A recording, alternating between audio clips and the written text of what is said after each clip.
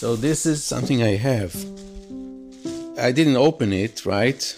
But it says, שמלה שסבתא לבשה כאשר חתמה את מגילת העצמאות.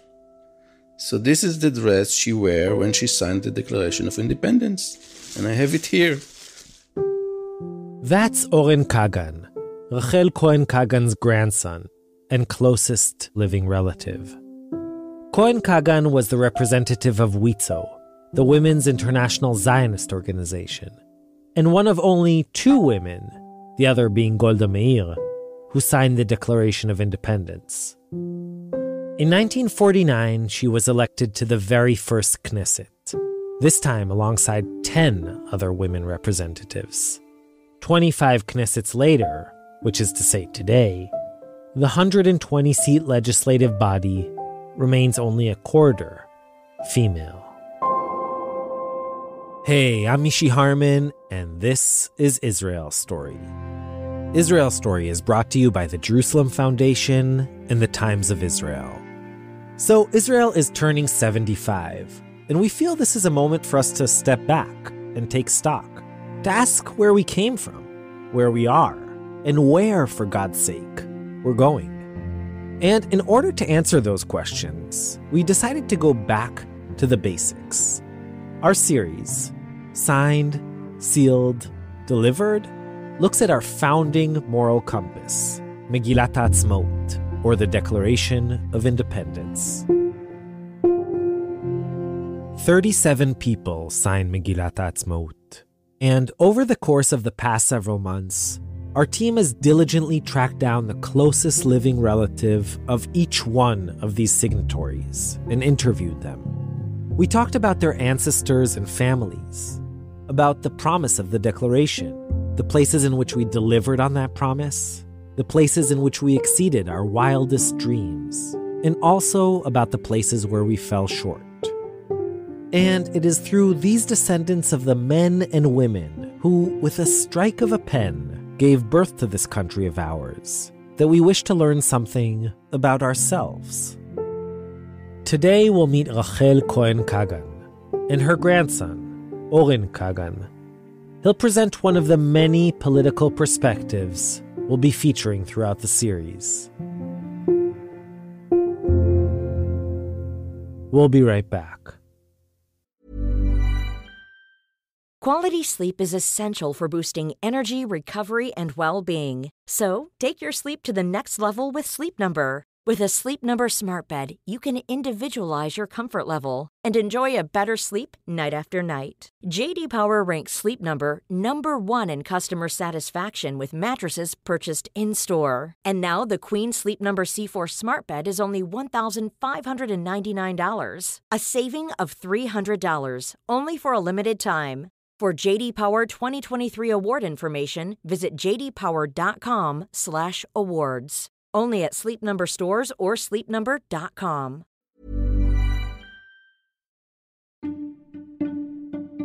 I know you care about the war in Israel right now, and you've been reading the headlines. Massacre in Gaza, genocide perpetrated by Hamas. No, by Israel. But if you've been following long enough, you know one thing. This stuff seems complicated. And honestly, no one can really just pick a side or decide an opinion without really learning, without really knowing what you're talking about. And that's why I wanted to tell you about this podcast. Check out Unpacking Israeli History, now in its 6th season. They have episodes with topics ranging from what is Hamas anyway, to whether Israel should ransom captured soldiers, and the history of Israel and its disengagement from Gaza in 2005. Unpacking Israeli history cuts through the noise and helps you understand Israel's present through understanding Israel's history. So, educate yourself. Learn the history behind the headlines. Find Unpacking Israeli History wherever you listen to your podcasts.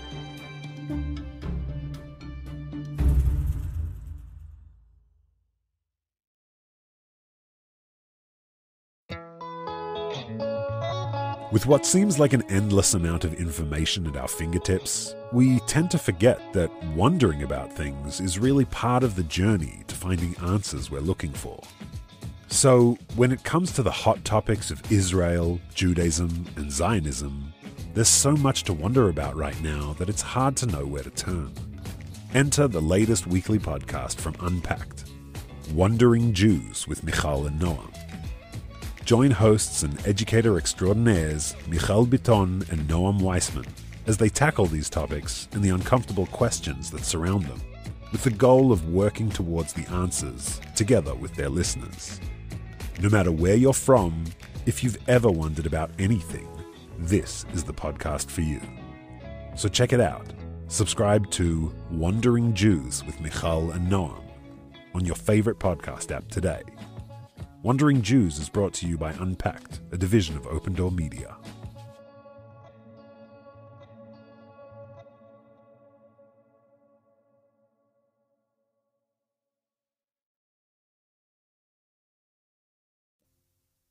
Okay, we're back.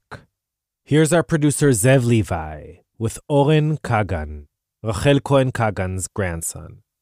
Rachel Cohen-Kagan was born in 1888 into the Zionist Lubarsky family of Odessa. Her father, Yaakov, was one of the founders of the Chovavei Tzion movement, which meant that, growing up, Rachel hobnobbed with many of Odessa's leading Zionist figures, such as Achad Ha'am and Chaim Nachman Bialik.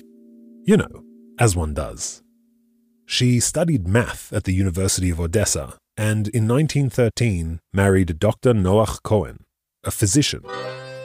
A year later, just before the start of World War I, he left for Palestine.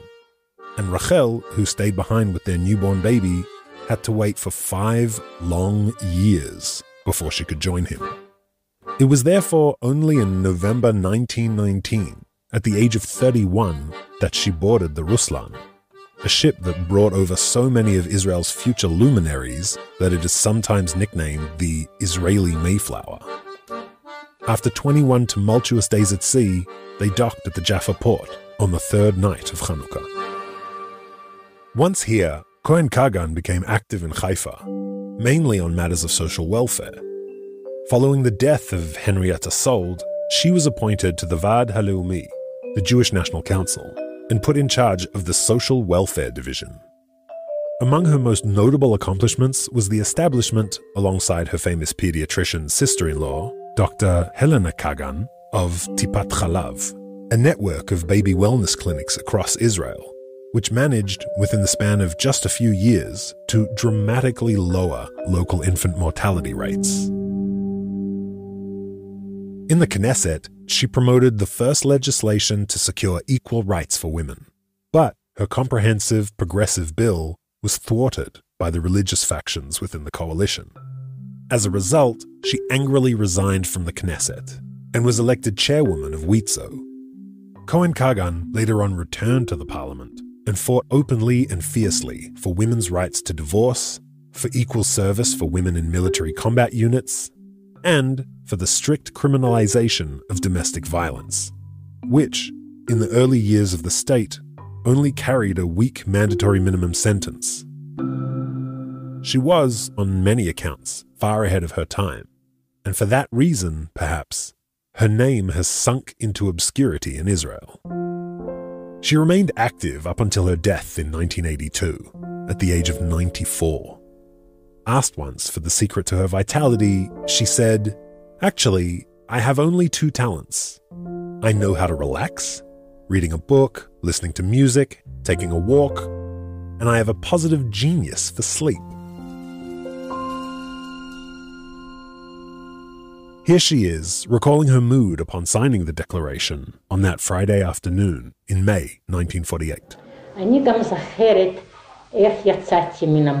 I remember exiting the museum after the signing.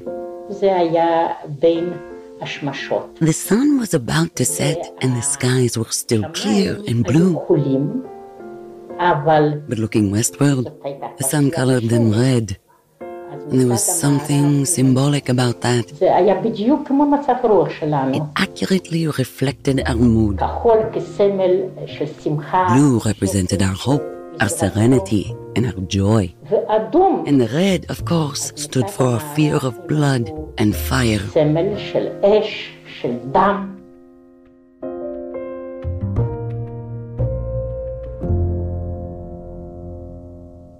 Oren, and I'm grandson of Cohen-Kagan, and I'm a software engineer. I've been in the United States for almost 12 years with a startup company.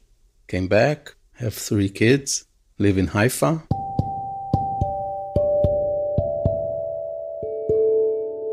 She lived in this house at the top apartment. My family lived at the ground floor. So I would go and visit her daily. She had a chair between the stories. She would go one and she would sit and rest. Another one, you sit and rest. My uncle said that she was a lousy cook. This is his words. I can tell that there was always ice cream in the fridge, vanilla, mocha, and strawberry. That's the classic trio. I think I would go in order. I would take the strawberry first, then the vanilla, and then the mocha. This is the invitation. אדון נכבד, הננו מתכבדים לשלוח לך בזה הזמנה למושב הכרזת העצמאות. Dear sir, we are hereby honored to invite you to the occasion of the Declaration of Independence, שהתקיים ביום ו' which will take place on Friday, the 5th of Iyar, May 14th, 1948, at 4 p.m. at the Museum Auditorium, 16 Rothschild Boulevard. We ask that you keep the contents of this invitation and the location of the gathering a secret. Guests are kindly asked to arrive at 3:30. Sincerely, the Secretariat. This invitation is personal and non-transferable, and the dress code is festive, dark clothing. This letter was written in a masculine language. She has her badge, and she needed to replace the Mr. with Mrs. in handwriting. No one printed a badge for women. As an activist feminist, she was the only one who signed the Declaration of Independence. It was her and Golda Meir. And she was basically representing women because she came from WIZO, and that's it. She had kind of a spiritual experience. And she said that she would look at Ben Gurion calling the Declaration of Independence and didn't think it's real.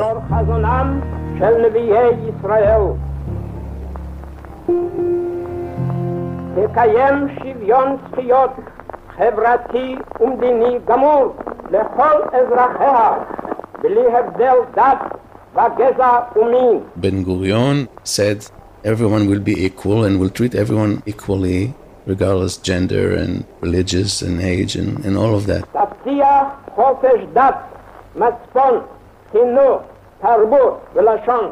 That is one of the important pieces of the Megillat Ha'Atzmaut. And she thought, she was quite naive, that let's do it. We are the most fabulous nation in the world, and we came back to Israel after 2,000 years, and we established a new state. Let's do what it says. But then she found that reality was much tougher. She was very quiet. She wouldn't argue in loud voice. She would say her opinion, and she would fight for it, but quietly. After the Declaration of Independence, there was the first Knesset. The printing of posters was an important part of Israel's first election campaign. 1,200 candidates from 21 parties to be chosen for 120 seats by an electorate of under 500,000. She was a member of the WIZO party that was supported by women. The campaign is reported as being a pretty noisy affair, but that was quite natural on such an exciting occasion. I think it's the only time that there was a party for women. All shades of opinion, from the United Religious Front to the Communist Party, had to be expounded by loudspeaker and by poster. Anyone, Jew, Christian or Muslim, who was over 21 and was in the country before last November could vote. Proportional representation is the system. And she, as a lead of women and head of WIZO, prepared the law for equal rights for women and family.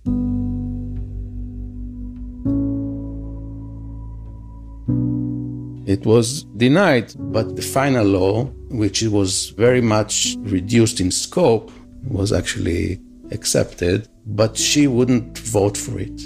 And she said, I don't want to take part in something that may confuse the public, because they may think that this law actually gives full women rights. She abstained and she quit the Knesset. I'm very proud of her and the entire team who actually established Israel at that time.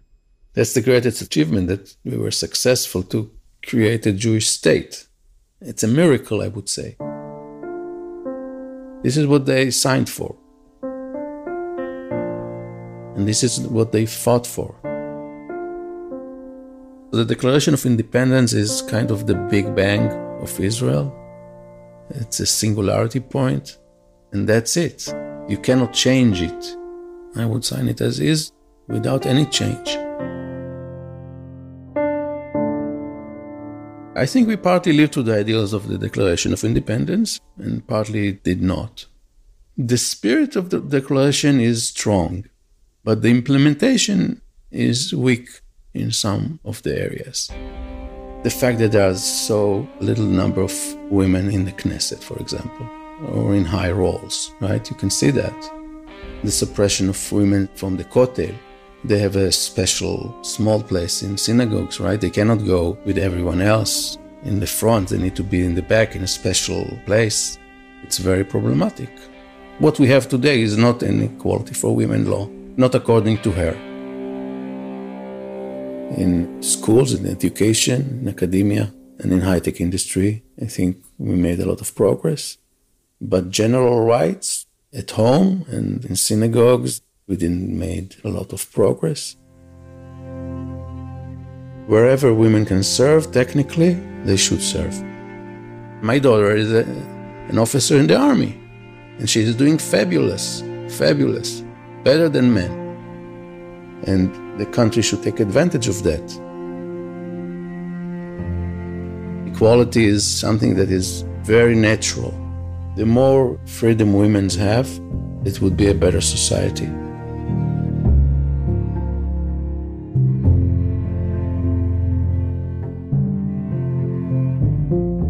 Mitch Ginsburg and Lev Cohen are the senior producers of Signed, Sealed, Delivered.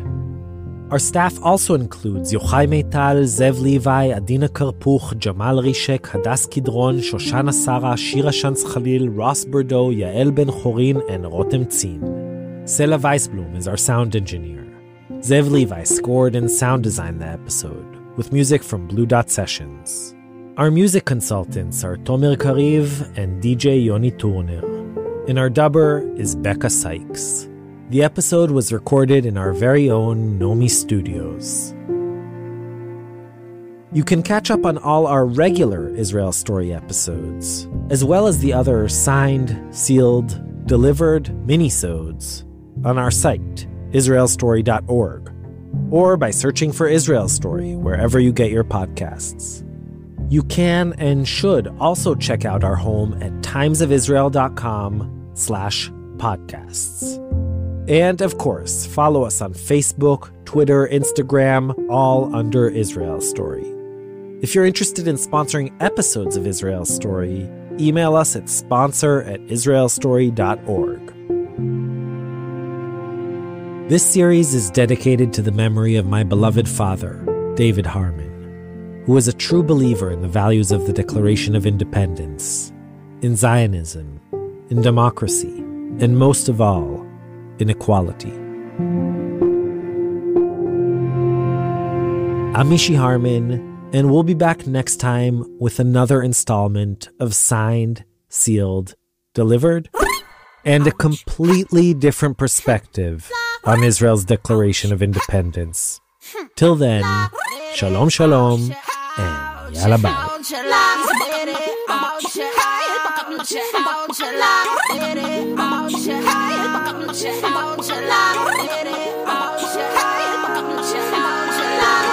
Look at me, I'm a beautiful creature.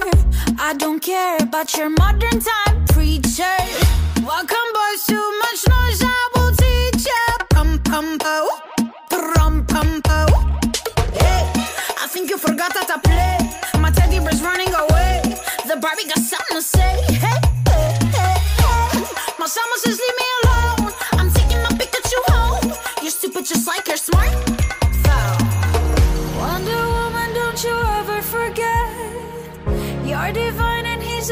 to regret. He's a buck up, buck by it, buck up, I'm not your buck up,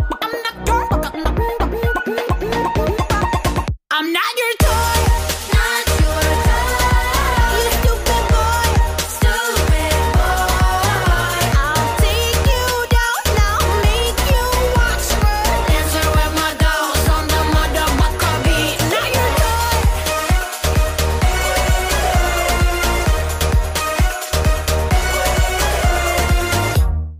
I need a boo bop, don't you go on the pig, and I'm beating a button.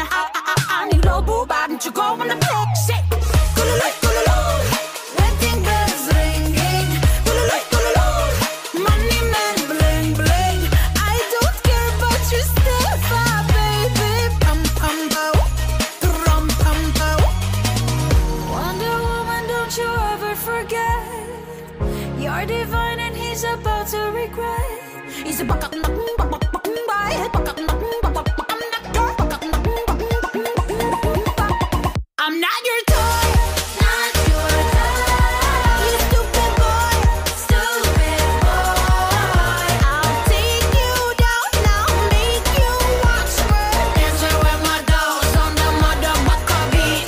I'll take you now, whip with me now, boy. I'm not your toy. You stupid boy. I'll take you down now, make you watch me dancing with my dolls on the motherfucker beat. I'm not your toy. Look at me, I'm a beautiful creature. I don't care about your mother tongue preacher. Not your toy, not your toy, not your toy, toy. I'm not your toy, not your toy, not your toy, toy. Inflation, student debt, recession, mortgage rates. Your employees have a lot on their minds. Offer them financial well-being support from Vanguard well on your way at institutional.vanguard.com. All investing is subject to risk. Advice provided by Vanguard Advisors, Inc., a registered investment advisor.